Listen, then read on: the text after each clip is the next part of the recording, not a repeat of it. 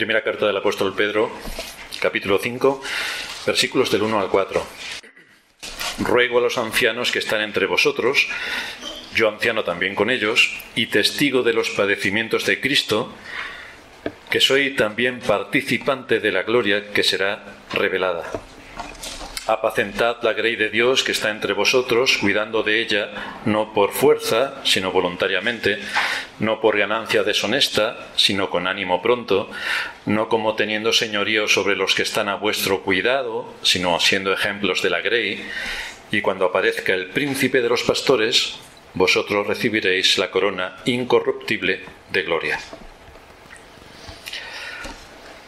Si hoy nos hubiéramos acercado a reunirnos en este día de adoración pública con temor porque hay persecución por causa de ser cristianos, y resulta que de los que venimos habitualmente, imaginemos que los que se han ido de vacaciones no se han ido de vacaciones, sino que han sido ejecutados por causa de ser cristianos, ¿cuál sería nuestra disposición cuando llegásemos a reunirnos todos para alabar a Dios, sabiendo y siendo conscientes de que la persecución ha traído como consecuencia que muchos de nuestros hermanos, por causa de ser cristianos, han sido ejecutados? Porque esta es la situación en la que se encuentra Pedro cuando está escribiendo esta carta. Dirigir al pueblo de Dios ya es difícil en situaciones normales, ya es difícil. Si a esto le añadimos un entorno donde hay situaciones tensas a nivel político, hay persecuciones, hay cárceles y hay muerte de nuestros hermanos, esto requiere una gran entereza,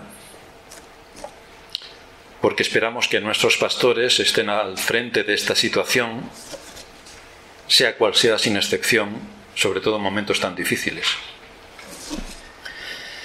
Este es el caso en el que se encontraban los destinatarios de esta carta, como estaban sufriendo terriblemente solo por ser cristianos, solo. Así que ningún miembro de la Iglesia debe acercarse a esta porción de las Escrituras presuponiendo que, como Pedro habla a los pastores, no tiene nada que decirle al resto de la congregación. Más bien, este es uno de los pasajes que aparecen en el Nuevo Testamento en los que se asume, se explica, se expone cuáles son las necesidades y requisitos en el oficio pastoral del que ningún miembro de la Iglesia puede permitirse el lujo de desconocer sus enseñanzas. Hoy vamos a ver 3 puntos en nuestro sermón. Vamos a ver los destinatarios de esta reflexión que hace Pedro, vamos a ver el autor de la reflexión y vamos a ver, en tercer lugar, el contenido de esta reflexión. Así que vamos a ver en primer lugar los destinatarios de esta reflexión. Pedro dice: ruego a los ancianos que están entre vosotros. Así que la exhortación va dirigida expresamente a los ancianos, pero es evidente que Pedro no se refiere aquí a los que son de mayor edad, los que son ya mayores de edad, no se está refiriendo a ellos, sino que se está refiriendo a todos aquellos que han sido llamados por Dios para ejercer el oficio de gobierno y enseñanza en la Iglesia. En griego la palabra ancianos aparece sin el artículo determinado, y lo que quiere producir con esto es enfatizar la función de este oficio, ancianos. Este término de ancianos está tomado del contexto hebreo, que pasó de forma natural al mundo judío, especialmente por las sinagogas que se fueron abriendo a lo largo y ancho de todo Israel. Entre los judíos y lo mismo entre los griegos, y también lo asumieron los romanos, se presuponía que los líderes de la comunidad en la cual estaban deberían ser personas maduras y con experiencia. Esto era impepinable. Fijaos hasta dónde hemos llegado en esos días, que quienes nos gobiernan son personas relativamente jóvenes sin ninguna experiencia. No han trabajado en su vida y nos gobiernan. Esto en el mundo antiguo no existía. Eran bastante más inteligentes que en nuestros días. Esto se debe al hecho de que si ponemos a jóvenes que no tienen experiencia, sus decisiones generalmente van a ser erradas. Necesitamos personas que estén curtidas en aquello que se pone bajo su responsabilidad, y de ahí que muy al principio de la historia de Israel el término ancianos comenzó a ser usado para señalar, para identificar a los líderes del pueblo.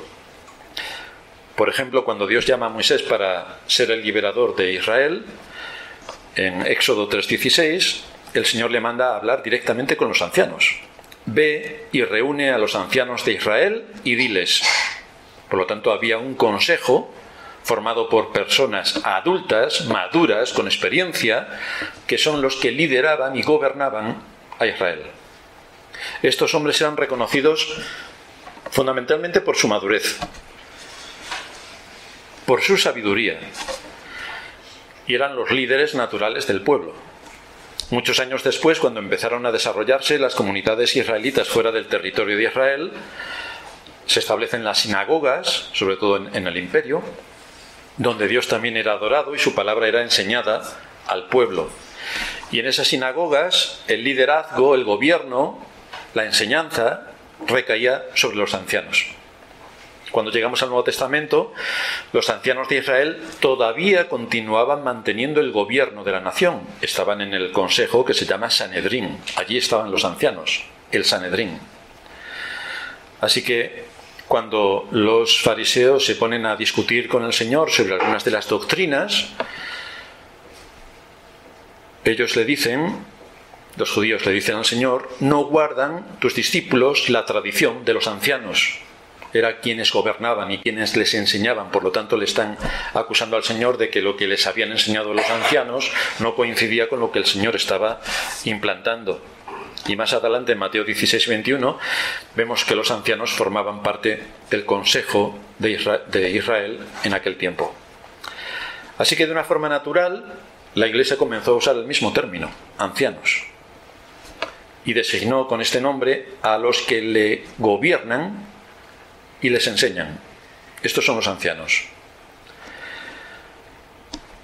Aquel que es anciano, según las enseñanzas de la Escritura, tiene también otros nombres que la misma Escritura le da, que es el de pastor, el de obispo o el de supervisor. Los 4 nombres, anciano, pastor, obispo y supervisor, es el mismo oficio. Así que oímos, y nos sorprende bastante, que en la mayor parte de las iglesias, dentro de la estructura de gobierno de la iglesia, haya 2 categorías en el gobierno: el pastor y el anciano, porque eso no existe en la Escritura. En la Escritura no hay pastores y debajo de los pastores los ancianos, no existe. Pastor y anciano es exactamente el mismo oficio. Por lo tanto, nos sorprende bastante que las iglesias evangélicas se dediquen a poner 2 estructuras de mando o de gobierno dentro de las iglesias, cuando en la Escritura eso no existe bajo ningún concepto. Los apóstoles instituían, nombraban ancianos en cada iglesia y les encargaban que cuidasen espiritualmente de los miembros de esa iglesia, enseñándoles y predicándoles acerca de la palabra de Dios. Su misión fundamental era proteger la fe. Proteger la fe. Que vamos a hablar de las iglesias de nuestros días en cuanto a proteger la fe. Pero es su función, proteger la fe, advirtiendo al pueblo de Dios contra las falsas doctrinas, los movimientos que en cada época llegan y que son de pensamiento único y del cual arrastran a multitudes, promoviendo la paz y el orden dentro de la iglesia local y dando ejemplo también de todo ello con sus propias vidas. Pablo envió a Timoteo y a Tito una lista de requisitos para aquel que pudiera ser nombrado como anciano dentro de la iglesia. Y son requisitos que se encuentran en la primera carta del apóstol Pablo a Timoteo, capítulo 3, y también en Tito, capítulo 1. Ahí se ponen los requisitos que los ancianos deberían asumir y tener para acceder a este oficio. En la práctica general de los apóstoles y todos los que ellos enviaban, nombrar ancianos en las iglesias era algo importantísimo. Así, en el libro de Hechos, capítulo 20, versículo 17, nos dice que enviando desde Mileto a Éfeso, hizo llamar a los ancianos de la iglesia. Es decir, que cuando se establecía una iglesia, de la iglesia salían los ancianos. No es, vamos a llevar a Estados Unidos que nos envíen del seminario un pastor. No. La Iglesia tiene que preocuparse en que desde dentro de ella salgan sus pastores. En Tito 1:5, por esta causa te dejé en Creta, para que corrigieses lo deficiente y establecieses ancianos en cada ciudad, así como yo te mandé. Por lo tanto, había una orden específica del apóstol para buscar a hombres idóneos que pudieran asumir la carga del ministerio. Aquí tenemos los destinatarios de esta exhortación, los ancianos. La carta, en este aspecto, en este capítulo concreto, se dirige a los ancianos, los que gobiernan. Pero también tenemos en nuestro pasaje, en segundo lugar, el autor de esta reflexión.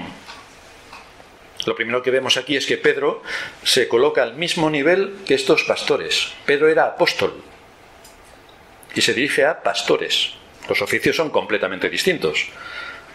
Una cosa es un apóstol, solamente hubo 12, y todos los que ahora mismo se llaman apóstoles son falsos y son perversos, porque cuando los apóstoles se murieron se acabó el apostolado. Y entonces lo que hace Pedro como apóstol, que tiene toda la autoridad para enseñar a la Iglesia, es que se dirige a estos pastores en el mismo nivel de autoridad.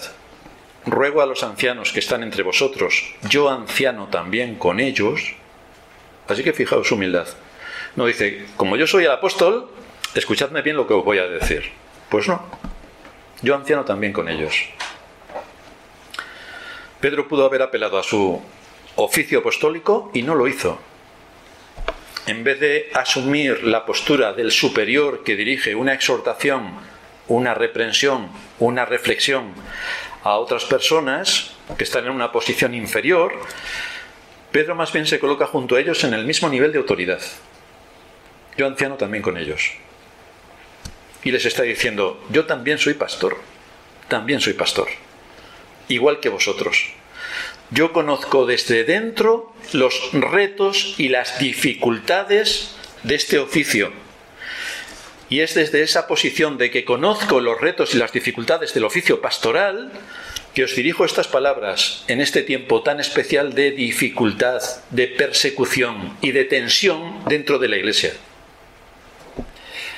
Y con esta introducción Pedro se identifica también como un testigo de los padecimientos de Cristo.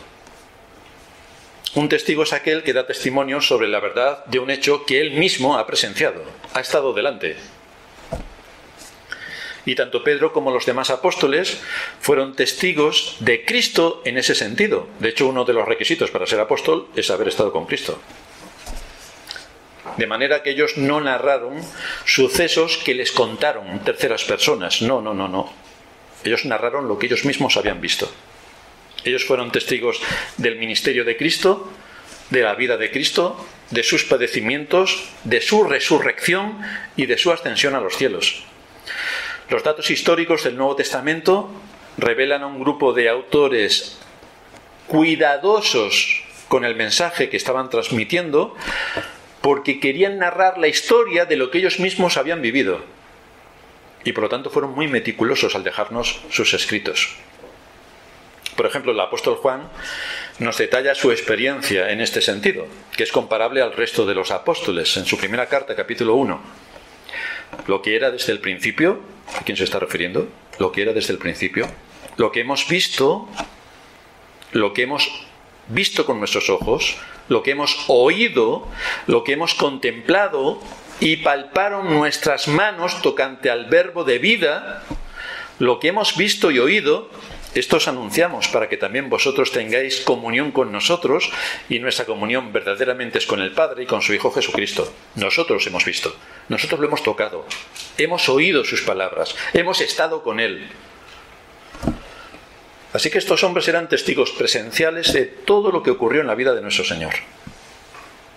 Pedro se identifica también como un testigo que estuvo al lado del Señor, un testigo de los sufrimientos de Cristo. Un testigo de los sufrimientos. Pedro fue testigo de la agonía del Señor en el huerto de Getsemaní cuando estaba sudando gotas de sangre. Pedro era uno de los que estaba allí. Fue testigo de sus sufrimientos. Pedro fue también quien pudo ver perfectamente la noche cuando el Señor fue llevado para ser ajusticiado. Estaba en los juicios. Y cuando una mujer le dijo, ese es Pedro, que estaba con el Señor, Pedro, con juramento y maldición, dijo que no conocía al tal Jesús. Pero él sí estaba allí viendo absolutamente todo, o sea que fue testigo presencial de aquellas terribles horas previas a la ejecución del Señor. Pedro es un testigo ocular de todo lo que ocurrió. Pero lo que es aún más trágico, todos ellos, todos los apóstoles, todos, a excepción de Juan, fueron literalmente ejecutados por ser cristianos. Fijaos qué contraste con los cristianos de nuestros días, que piensan que por ser cristianos ningún mal les acontecerá. Tendrán salud los próximos 847 años. No tendrán pérdida de trabajo en la vida. No tendrán dificultades en absoluto, porque ellos con ponerse a orar y decir la oración de fe y no sé cuántas cosas más, como si se tratase aquí de un paganismo absurdo, todas sus vidas resueltas. Pero nosotros, si estudiamos la vida de nuestros antepasados en la fe, de los profetas y de los apóstoles, es que ninguno escapó con vida. ¿Por qué razón nosotros pensamos y la cristiandad piensa que por llamarse hijo de Dios todo nos va a ir fantásticamente bien? Cuando vemos a todos estos hombres ejecutados por ser cristianos, solo, por ser cristianos, solo. Así que Pedro se dirige a ellos no solamente poniéndose a su nivel de anciano de la Iglesia, sino también como alguien que está sufriendo por Cristo. Pedro se está identificando con ellos en ese sufrimiento que estaban recibiendo en un mundo impío que perseguía a los cristianos. De hecho, esta carta va dirigida a las personas que sufren en el contexto de sufrir por el Evangelio. Realmente les está diciendo, yo soy testigo de los padecimientos de Cristo, no solo en el sentido de que presencié lo que él tuvo que sufrir en los juicios previos en la cruz, sino porque yo también estoy pagando en mi carne el ser cristiano. Yo conozco las dificultades por las que estáis atravesando. No me lo han contado, no es mi experiencia y os aliento. No. Yo también las estoy sufriendo. Y de hecho, poco después de que Pedro escribiese esta primera y luego la segunda carta, fue ejecutado. Sabía perfectamente el coste que tenía servir a Cristo. Lo sabía perfectamente. A nadie le será fácil proclamar y mantener los distintivos cristianos en un mundo caído que aborrece a Dios con todo su ser y que a la vez nos lleva a nosotros a poner como un alto deber, no solo de los pastores, sino de los cristianos en general, cuál es nuestra responsabilidad en este mundo. Lo más normal será que por defender la fe tengamos que sufrir. Si somos delincuentes también. Pero si defiendes la fe, de verdad, lo normal es que sufras. Esto contrasta con la idea que tiene generalmente la cristiandad de asumir que su Dios es como el genio de Aladino, que cumple todos sus deseos y por lo tanto no tiene de qué preocuparse en la vida. No, el Dios de las Escrituras trabaja de otra manera. La realidad que nos expone la Escritura es exactamente la opuesta. Es necesario que a través de muchas tribulaciones entremos en el reino de los cielos. Fijaos, es necesario. Por causa de Cristo. Si tú cumples con las demandas que Dios en su palabra requiere de ti, te vas a sentir solo. Con los pocos que estén te vas a despreciar. No puedes ir a todos sitios. Donde van todos tan contentos, tú no puedes ir. No puedes usar el lenguaje obsceno que ellos usan. No puedes tener ninguna de las prácticas que ellos tienen. Y no puedes decir, pobre de mí, fíjate lo que me pasa. No, porque tú eres un soldado que sirve a Cristo en este mundo que es enemigo de Cristo. Por lo tanto, estás en medio de un comando, estás en una guerra, en medio de una guerra, en un comando que nadie sabe ni que existes. Pero que con tu fidelidad y con tu servicio al reino de Cristo estás dando un testimonio que en el día del juicio verás el alcance. Hoy no lo ves, pero en el día del juicio lo verás. Por eso Pedro finalmente se describe como participante luego de la gloria que será revelada.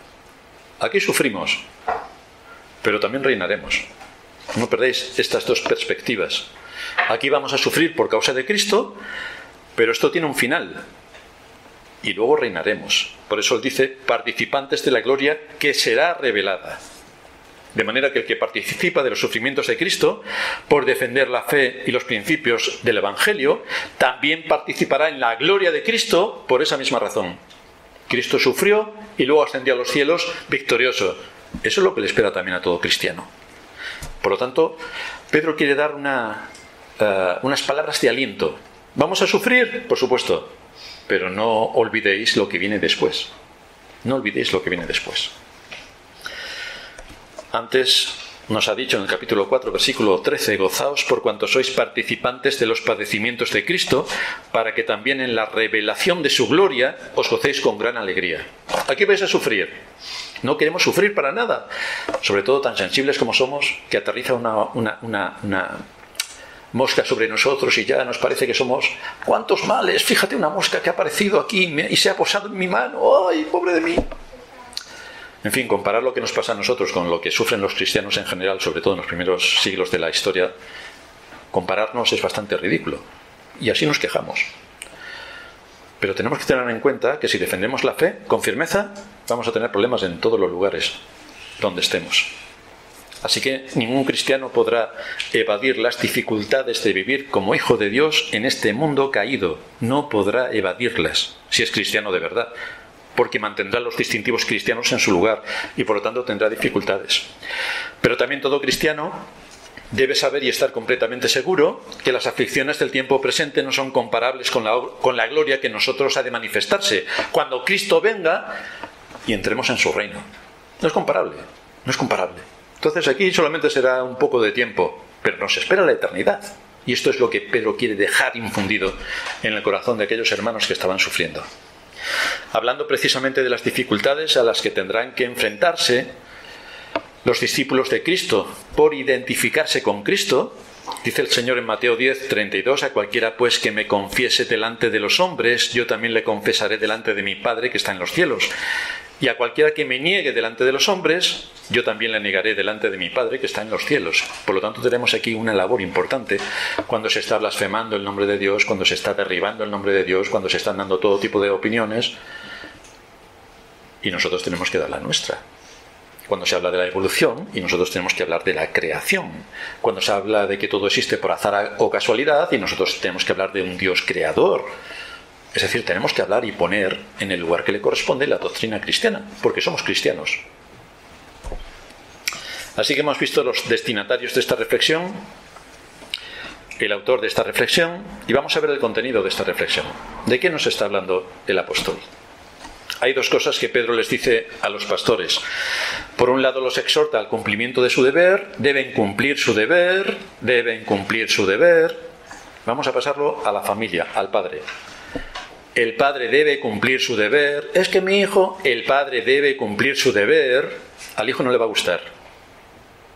El padre debe cumplir su deber. Así que las dos cosas que Pedro le dice a los pastores, por un lado es que deben cumplir con su deber y por otro les advierte de la motivación que debe dirigir el cumplimiento de su deber. ¿Cuál es mi deber y cuál es la motivación que me lleva a ello? Hoy solamente veremos la primera de estas dos conclusiones que nos da aquí el apóstol Pedro. Vamos a ver el deber de los pastores. El texto que leíamos en la introducción presenta una clara acusación contra los pastores, que no cumplen con su deber. Hijo de hombre, dice Ezequiel 34, profetiza contra los pastores de Israel, profetiza y di a los pastores. Así ha dicho Jehová el Señor, ay de los pastores de Israel que se apacientan a sí mismos. O sea, que utilizan el rebaño para su engrandecimiento, su gloria y su vanidad. Ay de los pastores que utilizan el púlpito para eso, o que utilizan sus iglesias para ese propósito. ¿No apacientan los pastores a los rebaños? Si apacientan los pastores a los rebaños, ¿cómo es que estos pastores se apacientan a sí mismos? Coméis la grosura y os vestís de la lana, la engordada degolláis, mas no apacentáis a las ovejas. No cumplís con vuestro deber. No cumplís con vuestro deber. Aquí encontramos cómo este oficio puede ser usado para el enaltecimiento personal, para la grandeza del pastor, pero no para cumplir con su papel. De ahí que Pedro comienza precisamente mencionando este aspecto. El versículo 2 dice: apacentad la grey de Dios que está entre vosotros, cuidando de ella. Claro, hermanos, para que esto ocurra, tenemos que tener una grey y que la grey acepte ser apacentada, que no es difícil ni nada. Que no es difícil ni nada. Lo digo por experiencia. Pero aquí encontramos un mandato imperativo, una orden: apacentad. Apacentad. Por una parte, Pedro se refiere a la iglesia como la grey de Dios, el rebaño de Dios, quiere decir literalmente. Y de esta manera nos enseña dos cosas cruciales acerca de la iglesia. La primera, que la iglesia es posesión exclusiva de Dios. La grey de Dios. Eso es algo que ningún pastor debe olvidar. La iglesia no es suya. La iglesia es de Dios. La iglesia no pertenece a los pastores. Pertenece a aquel que la compró por un alto precio, la sangre de Cristo, nuestro Señor. Esto implica que todas y cada una de las ovejas de Cristo debe saber que no son invitados a la grey. No son invitados a la grey. No. Deben saber que tienen que ejercer la labor de acuerdo al lugar en el cuerpo, que es la iglesia, donde el Espíritu Santo les ha puesto. En eso deben estar ocupados, en saber cuál es mi labor, cuál es mi posición y qué es lo que se espera de mí como parte de la iglesia. Es una llamada de atención para no estar, por tanto, como invitados de piedra, sino como piedras vivas, que es algo que el apóstol Pedro al principio de esta carta nos ha explicado con bastante atención. Vosotros sois piedras vivas. No sois invitados de piedra. Piedras vivas. Y esto cada creyente debería meditar bastante en este aspecto que se demanda de su posición. Por otra parte, este mandato pone un gran peso sobre los pastores porque deben cuidar de su rebaño. Y no solo deben de hacerlo con responsabilidad y diligencia, sino también bajo los parámetros que Dios en su palabra está marcando.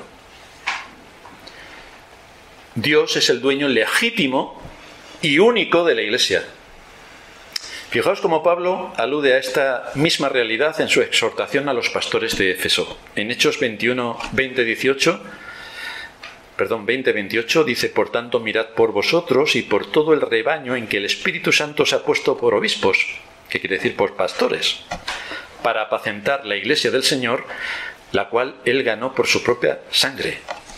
Mirad por vosotros y por el rebaño donde el Espíritu Santo os ha puesto. Los pastores van a dar cuenta de su rebaño. Esto es importante que nadie lo pierda de vista. Igual que los padres van a dar delante de Dios cuenta de sus hijos. Pues los pastores van a dar cuenta a Dios de su rebaño. Darán cuenta de si han supervisado al rebaño. Anda, que un pastor supervisa. Bienvenido al mundo. Ese es su papel. Supervisar. Aparte de enseñar y algunas otras cosas que iremos viendo. Los pastores darán cuenta si han dirigido a su rebaño hacia verdes pastos, es decir, si le han alimentado con la doctrina de la palabra de Dios, la verdadera. Darán cuenta de eso. Darán cuenta de si han exhortado al rebaño, especialmente algunas ovejas que a veces se camuflan de cabras, si han exhortado con toda paciencia y doctrina, que es una de las labores que tiene el pastor, exhortar con toda paciencia y doctrina. No solo con paciencia, sino con argumentos. En este sentido, los miembros de la Iglesia y los que quieran incorporarse a la membresía deben ser conscientes de que el oficio de pastor implica supervisión y, por lo tanto, un pastor exhorta, un pastor corrige, un pastor alimenta, un pastor guía, un pastor gobierna y un pastor disciplina. Sabemos que esto en el mundo en el que nos ha tocado vivir, libertad, libertad. Este es el mandato que tienen los pastores. Dios, que es el dueño legítimo de la Iglesia, pone este deber sobre los pastores. Y si alguien tiene un poco de sentido común, de razón, y teme a Dios y ha sido puesto en el oficio pastoral, más vale que tome buena nota de lo que Dios demanda de sus pastores. Más vale que tome buena nota. Si lo que algunas personas tienen en mente por el entorno, la época que nos ha tocado vivir, es que alguien venga aquí los domingos y les predique sobre la autoestima. Qué bien, qué contentos estamos todos. Queridos hermanos, todos vamos a ser salvos. Todos, sin excepción. ¡Aleluya! ¡Amén! ¡Qué alegría! O el pastor tiene el deber de predicar todo el consejo de Dios y, aunque no inquiete a los verdaderos creyentes, inquiete a los que no sean creyentes que también están en la congregación, porque esa es su labor.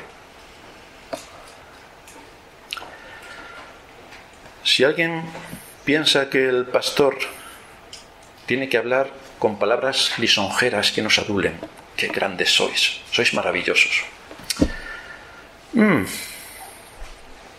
O que en el día de la adoración vengamos aquí a divertirnos y entretenernos en la iglesia, porque somos hermanos y somos tan amorosos, tenemos tanto amor, que ¿qué más da lo que hagamos? O como dicen las iglesias pentecostales cuando están hablando en lenguas, hacen ahí 4 gargaritos con la garganta, porque Dios sabe lo que estás diciendo, claro. Tú no lo sabes porque eres un necio recalcitrante y Dios lo tiene que saber cuando estás emitiendo sonidos culturales ininteligibles, porque deduces que Dios tiene que entender eso y tiene que aceptar tu necedad, porque eso no es lo que encontramos en las Escrituras. Si alguien piensa que todo eso tiene que ser una iglesia, seguramente se ha equivocado. Seguramente se ha equivocado. Si alguien no quiere ser inquietado, ni exhortado, ni corregido, ya le aviso que esta no es su iglesia. Ya se lo aviso. Sus creencias están bastante lejos de lo que Dios demanda en las Escrituras. Bastante lejos. Así que aquí no podrá hacer muchas cosas, salvo liar una batalla campal, que le aseguro que la tiene garantizada, en lo que a mí respecta. Dios ha establecido pastores para que enseñen a su pueblo con ciencia y con inteligencia, a los que se le debe estar sujetos en los asuntos espirituales y de testimonio que afectan a la conducta y a la actitud. Ponerse a discutir con el pastor, ¿por qué hace esto cuando yo lo haría de otra manera? Rechazar la autoridad del pastor en asuntos que son de su competencia. Despreciar sus observaciones porque yo entiendo que son triviales. Hacer oídos sordos a lo que me sugiere porque a mí no me interesa lo que está diciendo. No asumir las más mínimas responsabilidades que he aceptado previamente. Ponerme a cuestionar lo que predica o no predica cuando a la vez no hago absolutamente nada de nada. Pues aquí lo único que puede ocurrir es que va a haber división dentro de la iglesia y esa persona está tomando una posición donde Satanás tiene un lugar privilegiado para derribar su alma. Así que con eso nos encontramos. Ezequiel nos dice: yo buscaré la perdida y haré volver al redil la descarriada. Vendaré la perniquebrada y fortaleceré la débil.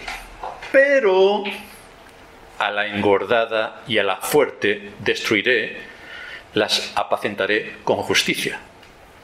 Así que eso de que todos somos hermanos, ovejitas, pues parece que el Señor diferencia ovejas y ovejas. ¿Qué quiere decir ovejas y cabras? Y como este es un mandato que Dios en su palabra anuncia bastantes veces, es labor del pastor, en su trabajo de supervisión, detectar en qué situación está el alma de sus ovejas. Y generalmente lo detecta. Generalmente. Esto es como si en el hogar las normas que ha establecido el padre no se cumplen. Los hijos hacen cada uno lo que les parece oportuno, se dedican a cuestionar a su padre en todas sus decisiones, siempre tienen una salida para no hacer nada de lo que su padre le indica. Una casa dividida no prosperará. Un hijo no puede estar cuestionando continuamente lo que hace su padre, lo que no hace, lo que dice, lo que no dice, por qué sube, por qué baja, por qué entra, por qué sale. Por supuesto que se pueden plantear alternativas sobre las decisiones que el pastor puede o no puede tomar. Pero quienes las aporten deben ser personas que estén trabajando duramente para el reino y no que su único trabajo sea llegar, sentarse y criticar.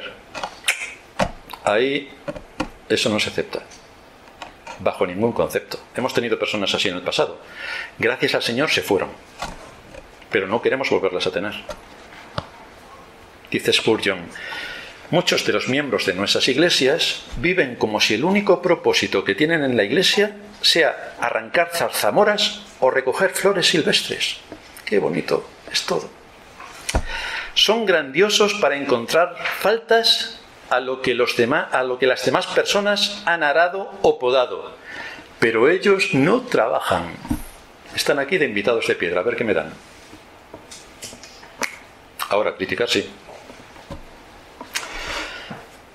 Cuando oigo que una persona dice, no puedo oír a mi ministro, me pone el pastor cuando se pone a predicar, es que es muy severo.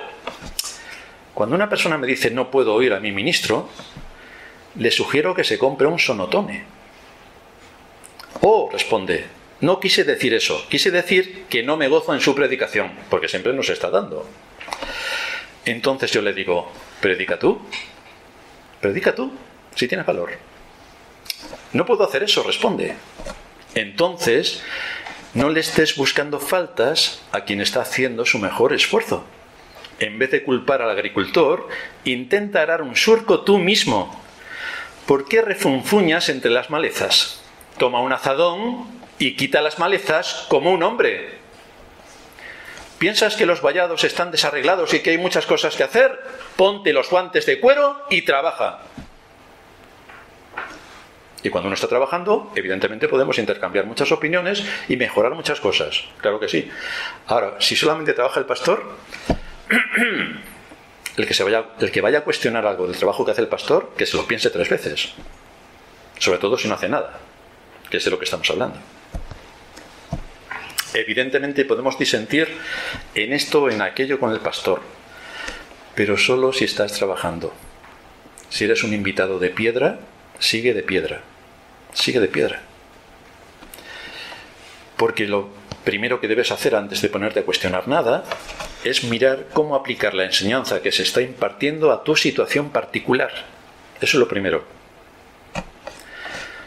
Observa bien si lo que haces agrada a Dios. Pon a Dios por testigo de tus obras y asegúrate de que no se avergüenza de lo que haces. Y entonces, cuando estés trabajando duramente, por favor, dinos en qué podemos mejorar.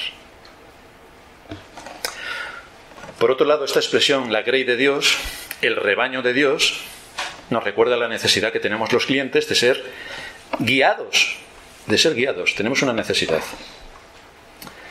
La oveja, como todo el mundo debe saber, es un animal débil, indefenso, corto de vista y necesitado del cuidado de un pastor, necesitada del cuidado de un pastor, porque es lela por completo. Es decir, habréis visto una oveja que se cae en un pozo y las que van detrás, ¿qué hacen? No dicen, ¡que hay un pozo! ¡Atención! No, las que van detrás se caen al pozo también. Así son de lelas. Y esto es el símil que utiliza la Escritura para hablar de las ovejillas que hay en las iglesias. Por eso necesitan un pastor. Una oveja que se extravía del rebaño puede morir de hambre, de sed, puede ser atacada por los lobos, porque es una inconsciente. No ve el peligro. Es como los de aquí de Europa que se van a África. Claro, como aquí no hay leones, pues van allí tan campantes, entonces llega un león y se los come. ¡Ay, qué desgracia! Pero hombre, a ver si funciona un poco el cerebro.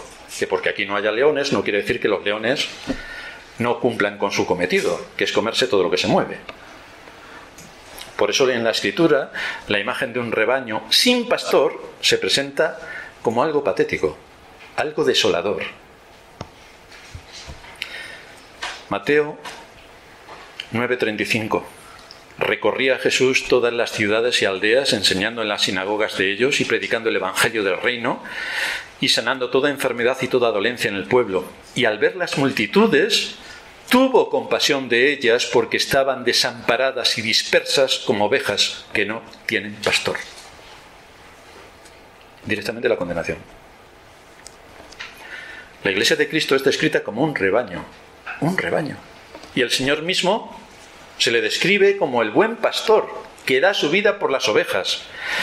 Pero una de sus provisiones como pastor es que nos ha dado pastores para que cuiden sus rebaños. Porque Él está en medio de nosotros por medio de su Espíritu, pero no está físicamente. Por eso, cuando los apóstoles establecen iglesias, nombran ancianos.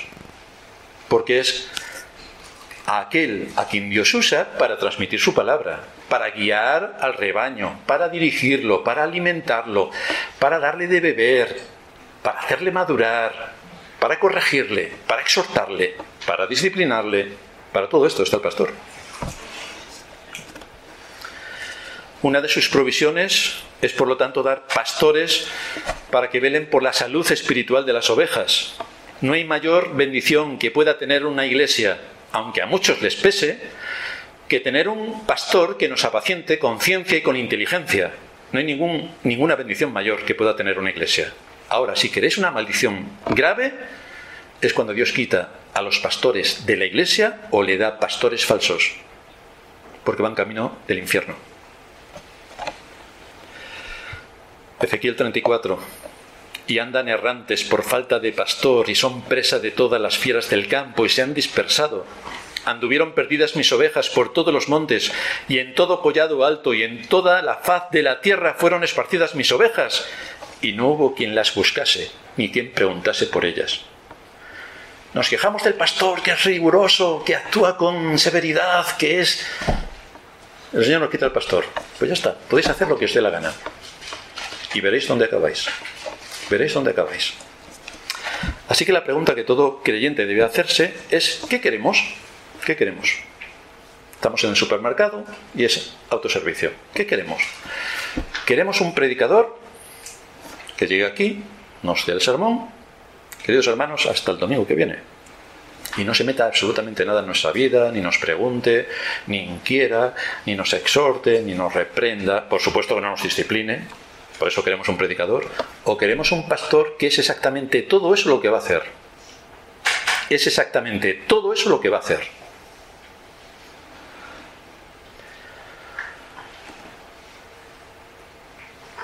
Porque si queremos solamente un predicador, estaremos perdidos.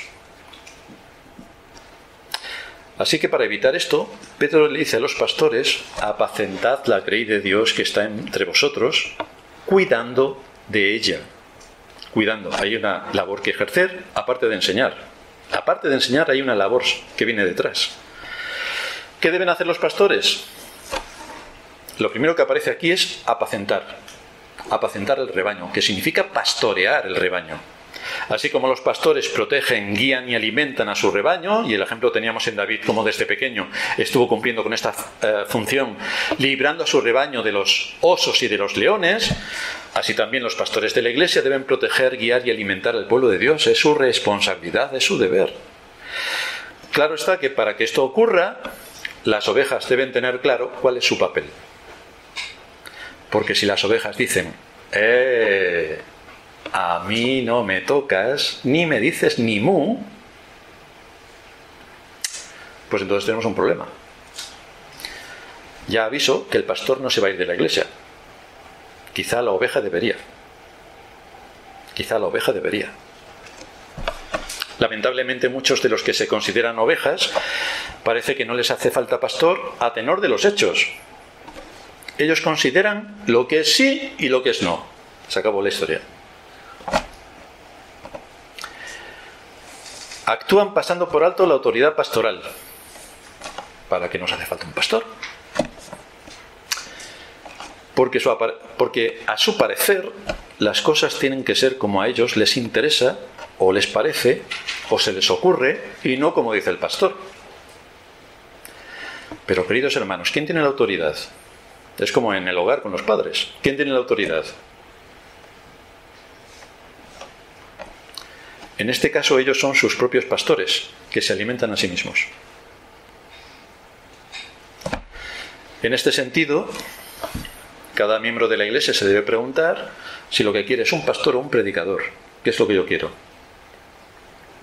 Si quieres un predicador, esta no es tu Iglesia. Si quieres un pastor, de acuerdo a los mandatos que Dios claramente establece en su palabra, pues entonces tienes que asumir las responsabilidades que tú tienes para con tu pastor y tu pastor para contigo. Porque tu pastor sí que las va a cumplir, el asunto es si tú las cumples con él. Que eso es otro tema que veremos el próximo domingo. Por indicación del dueño legítimo de esta casa, que es la Iglesia, él ha establecido al pastor para que en su nombre sea el portavoz de su palabra revelada. Y que no solamente enseñe todo el consejo de Dios, sino que guíe a las ovejas para aplicarlo. Algunas ovejas, simplemente con escuchar, tú ya ves que están trabajando duramente para honrar a Dios allí donde Él las ha puesto. Y otras ovejas es que no se han lavado los oídos y tienen un tapón. Y entonces tú hablas y hablas y hablas. Y luego les preguntas, oye, ¿tú estabas en la misma iglesia que yo? Y te dicen que sí. Pero a tenor de los hechos resulta que es un no categórico. Es la responsabilidad del pastor guiar al rebaño, alimentarlo, alentarlo, dirigirlo, corregirlo, exhortarle. Ese es su deber. Si alguien no quiere nada de todo esto, por supuesto que puede asistir a la iglesia todo el tiempo que quiera, pero no debe ser miembro de la iglesia. No debe ser miembro de la Iglesia, porque si no quiere ser expuesto a las implicaciones de la palabra, ¿cómo pretende ser admitido a la casa de Dios cuando él mismo está en contra de lo que Dios establece en su palabra, de cómo debe ser su casa, que no es la casa del pastor, es la casa de Dios, que establece con rigor cómo debe funcionar su casa?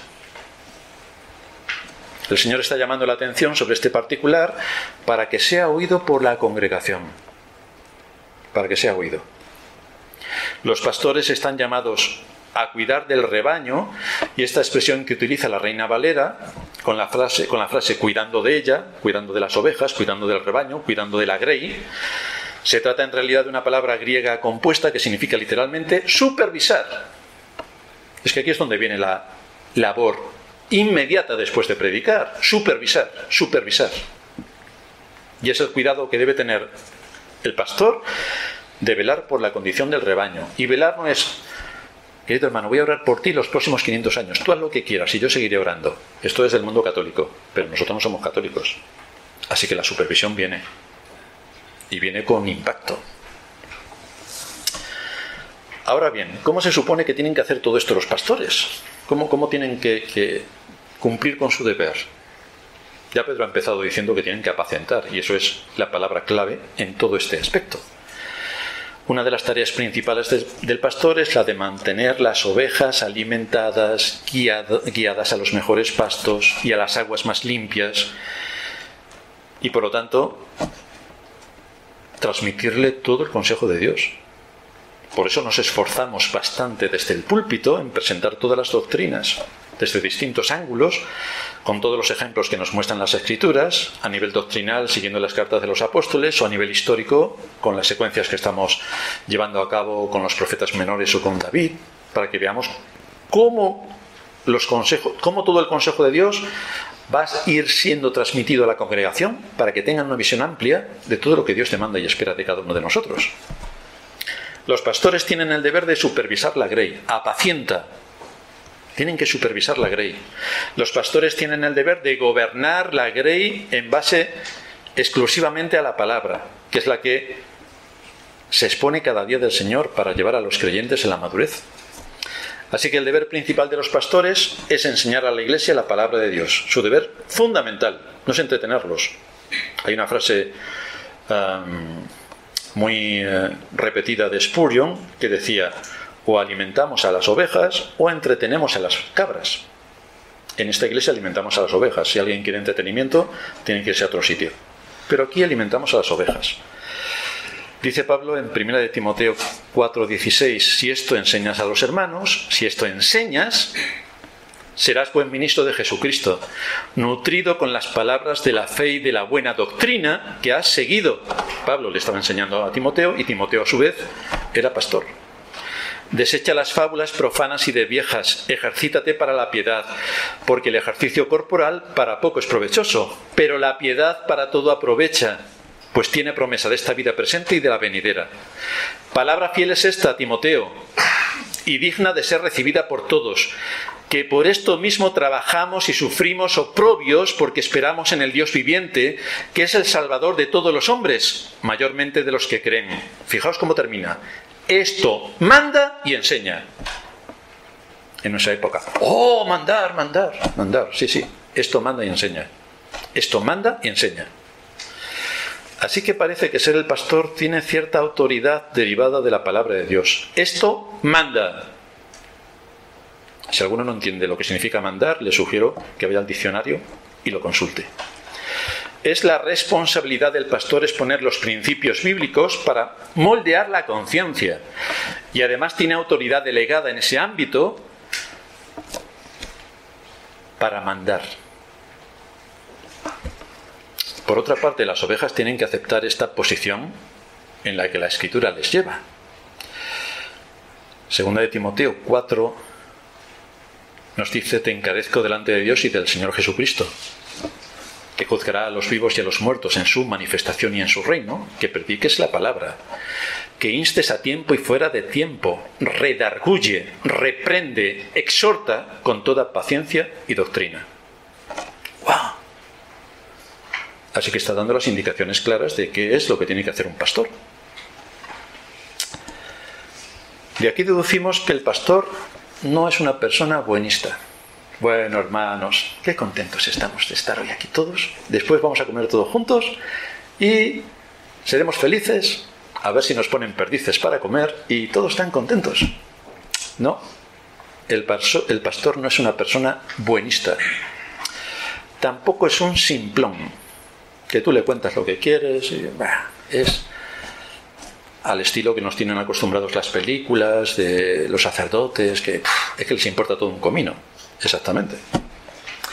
Tampoco está muy de acuerdo con la moda de la época social en la que nos ha tocado vivir, para ser políticamente correcto. Pues resulta que no. Tampoco se deja llevar mucho por la moda social, porque tiene un compromiso bastante firme con su responsabilidad delante de Dios. El pastor no es aquel que nunca te dirá no a nada. Haz lo que quieras, pobrecito, si eres pecador también, así que ¿qué le vamos a hacer? No te dirá eso. No siempre va a entender por qué razón no vas por el camino recto. Y te va a decir, bueno, todos somos pecadores. No, tampoco te lo va a decir. Más bien, el pastor va a hacerte observaciones que generalmente no te van a gustar. Si por eso lo vas a aborrecer, también te has equivocado de iglesia. Porque es como aborrecer a tu padre si te corrige. Si tú entiendes que tus hijos no deben hacer eso, también lo debes entender de tu pastor. El pastor te va a hacer observaciones que no te van a gustar, pero nada.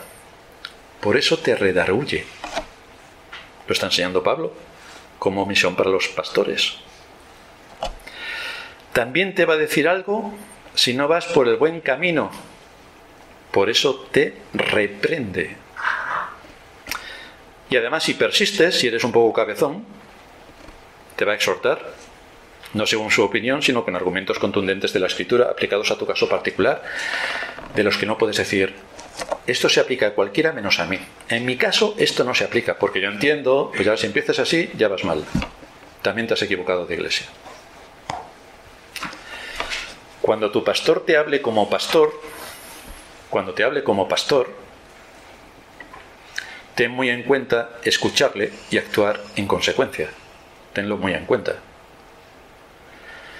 No olvides los principios de autoridad y no olvides, cuando estés con tu pastor como pastor, que estás en sede pastoral. No lo olvides. Sobre todo, no le mientas. Mi experiencia es que bastantes me han mentido. No le mientas. Porque en el caso de Ananías y Safira, el juicio fue inmediato y fueron muertos al instante. Hoy Dios trata el tema de otra manera. Pero si mientes en sede pastoral, ten por seguro que tu pecado te alcanzará. No mientas en sede pastoral. Sea un hombre o sea una mujer, no mientas. No le faltes el respeto a tu pastor, ni en público ni en privado. Que no se te pase por la imaginación. No le faltes el respeto. No desprecies sus indicaciones, porque en tu caso no se aplican. No desprecies sus indicaciones. Ni te pongas a discutir por qué razón en tu caso particular la exhortación no es así. Y está de más, porque como todo el mundo sabe, todo lo que haces está bien. ¿A que sí? Teme a Dios cuando tu pastor te hable seriamente. Teme a Dios. Sobre todo, te darás cuenta de que lleva razón en lo que te dice, porque estarás en una situación en la que tu conducta afecta al testimonio o afecta a la ley. Te darás cuenta por eso. De manera que la Escritura dice, a la ley y al testimonio. Si no es conforme a esto, es que no les ha amanecido, es que no son creyentes. Así que el pastor, cuando te va a corregir, es porque estás atentando contra la ley, y eso hay que corregirlo, o contra el testimonio. Bueno, es que yo en mi testimonio puedo hacer lo que quiera. Recuerda lo que dice Pablo, todo me es lícito, pero no todo me conviene. Todo me es lícito, pero no todo edifica. En ese contexto vas a recibir la exhortación. Si atentas contra la ley o el testimonio, tendrás una reprensión, que no te quepa duda. Muchas de las exhortaciones van en este sentido. Toma buena nota para no ser piedra de tropiezo para otros, ni para provocar mal testimonio con tus hechos, ni para mostrar falta de disciplina en tus responsabilidades, ni desobediencia en tu conducta, ni falta de humildad en tus motivaciones. Es de eso de lo que estamos hablando cuando el pastor te mete en su despacho. De eso estamos hablando. El Señor nos ha dejado grandes privilegios, retos que afrontar en nuestra vida, situaciones que pueden ser muy dolorosas, como es una persecución o bien otro tipo de situaciones donde la fe es probada en razón de que damos argumentos de nuestra fe y somos despreciados, somos ignorados, somos insultados. Esto es lo que vamos a tener en este mundo. Que nadie piense que le van a alabar por creer en Dios. No, no, no. Te van a crujir por creer en Dios. Pero eso lo debemos asumir, porque es así. Dios nos ha dado pastores para que supervisen todas las áreas de nuestra vida y podamos ser dirigidos conforme a la voluntad de Dios para honrar su nombre, para servir a su reino y para ser consecuentes con la verdad revelada.